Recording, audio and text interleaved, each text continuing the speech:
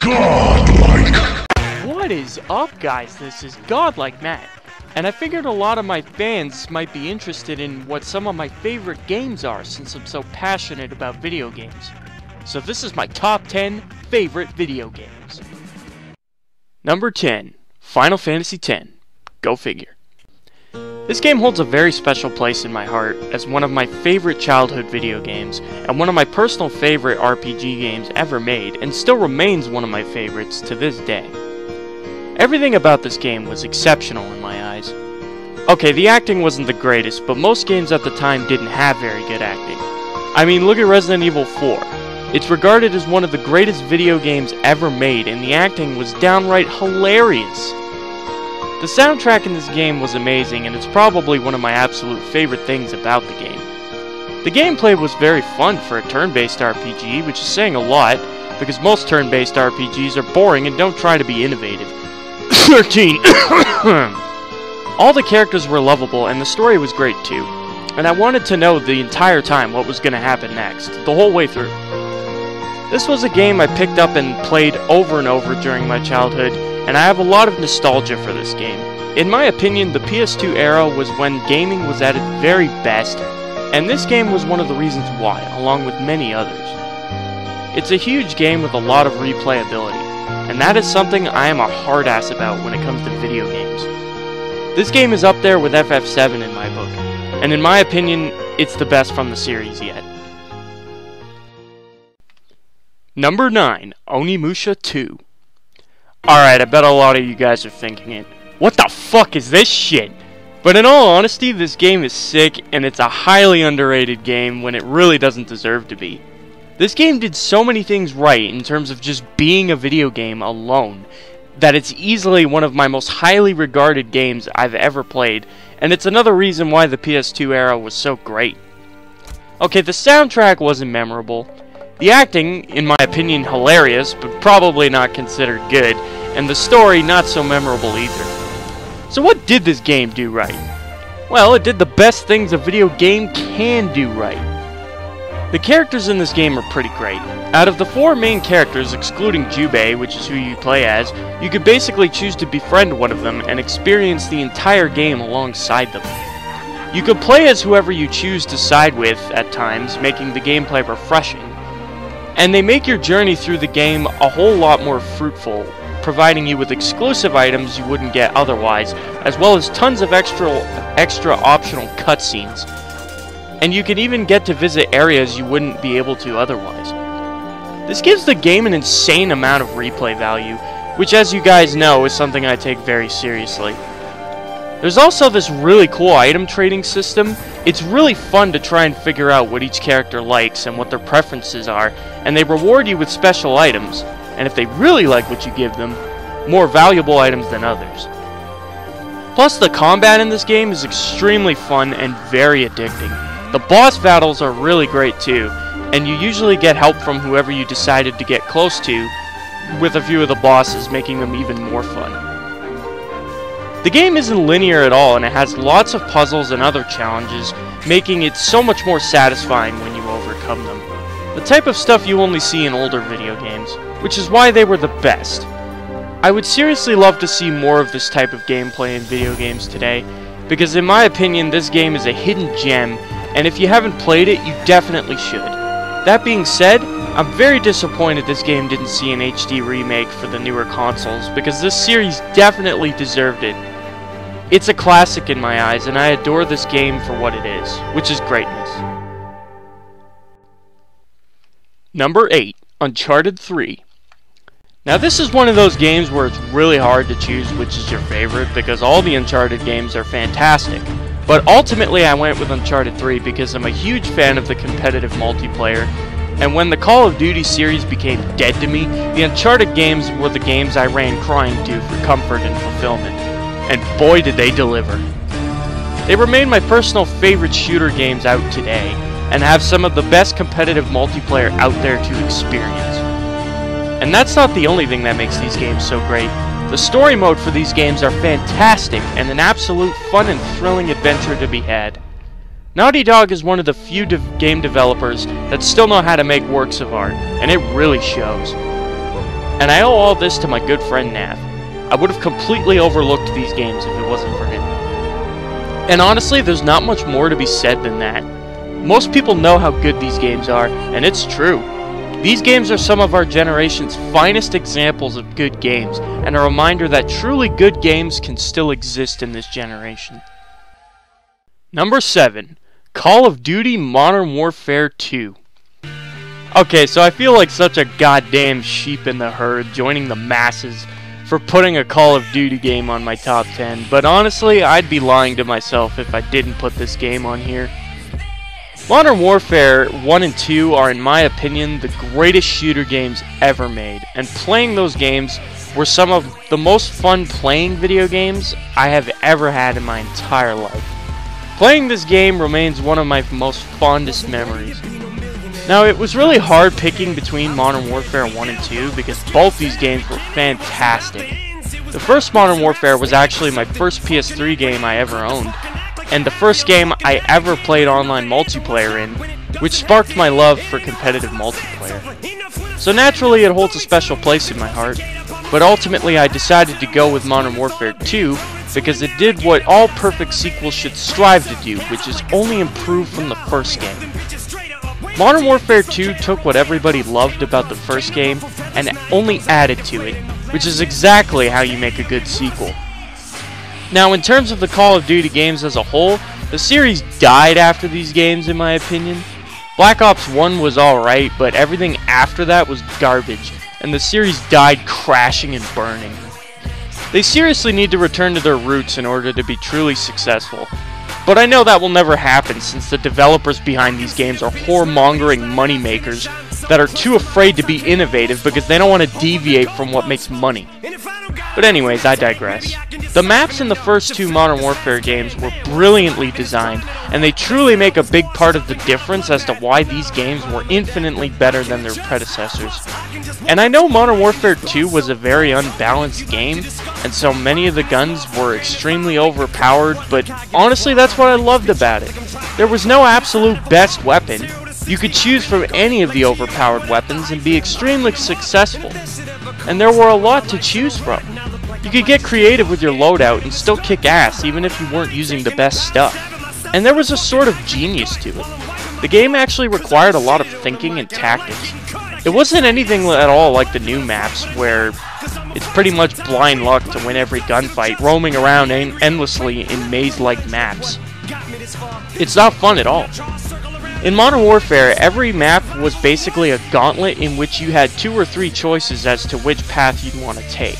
And you'd have to come up with a plan and be prepared for what you'd do if you ran into somebody.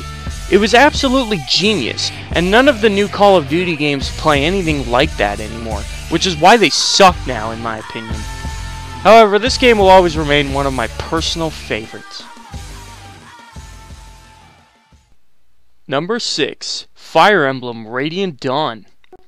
Okay, so Fire Emblem being one of my favorite game series ever made it difficult to choose exactly which Fire Emblem I'd put on this list, but ultimately I decided to go with Radiant Dawn for a few reasons. For one, I personally prefer console gaming over handhelds, and the majority of the Fire Emblem games are all on handhelds. So when Path of Radiance and Radiant Dawn came out on consoles, I was all over it. Not to mention Radiant Dawn had my favorite game mechanics and features, as well as characters in the series.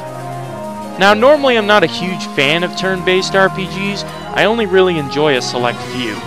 However, these games require a lot of thought, and it takes a lot of skill to play them right, and that's something I love about these games that makes them so satisfying to play.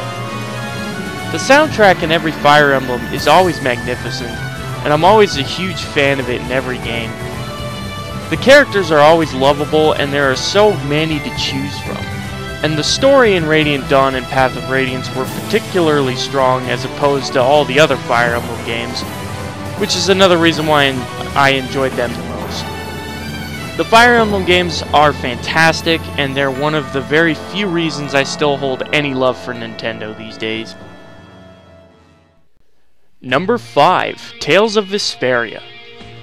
Okay, so most of my fans already heard the story of my experience behind this game and how much I love it through my Godlike Facts video, but I'll briefly go over again why I love this game so much for the sake of the video. I'm a huge fan of the Tales games. They remain my top favorite video game series of all time, and I adore these games with a burning passion. And if I had to choose one game I loved the most to represent my love for the series, it would be Vesperia. Vesperia had a great story, my second favorite gameplay the series has ever seen, my first being Grace's, and some of my top favorite characters in all of Tales. The soundtrack in these games is always fantastic, and the Tales games have this ability to immerse me in a magical world of fantasy. And every time I play them, it always feels like I'm really there, experiencing it all firsthand. And not too many games make me feel that way. It's a rare gift that these games have, and they're a wonderful experience to have because of it. They also have my favorite type of action RPG gameplay I've ever seen in an RPG game. They remain the most fun in my eyes because they play almost like fight games. And Vesperia had a brilliant system of unlocking special skills through using weapons, which made me always want to be fighting. It was great and very rewarding. If you guys want to hear the rest of the story, you should check out my Godlike Facts video, but overall, I love Vesperia the most, and it's easily one of my top favorite video games out there. Number 4, Dark Souls. I've been racking my brain for months trying to figure out which of the Souls games was my favorite, and ultimately I had to go with Dark Souls 1. Mind you, it was extremely difficult making this decision, and I want that to be known because all the Souls games are masterpieces, and some of the best games you could ever hope to play. I chose Dark Souls 1 because it did more right than the other two games did in my opinion, and I enjoyed it the most out of all of them. Dark Souls has the absolute highest respect from me when it comes to video games of this generation. They are the absolute closest to older video games, and they are some of the best games out there for that reason. These games are incredibly challenging and unforgiving, but that is something games need to see more of considering almost every game you ever see nowadays caters to casual gamers and babies them way too much. Back in my day, video games would just throw you in their world and basically say, "Fuck you, figure it out." And because of that unforgiving style of play, it was so much more satisfying when you overcame the challenges it had to offer, and it made you a better gamer because of it. And that's the epitome of Dark Souls. Dark Souls trains you to be a better player, constantly punishing you for every little mistake you do, and it handles difficulty with sheer brilliance. It always makes me so mad when I'm playing Dark Souls with a random player I've summoned, and we're really far into the game and I see them die to something so silly and stupid. I just ask myself, have you learned nothing from this game? But seriously, that is what I adore about these games, and no matter how angry they make me, and how much they abuse me, I'll always come crawling back because I love you, baby. Dark Souls, that is.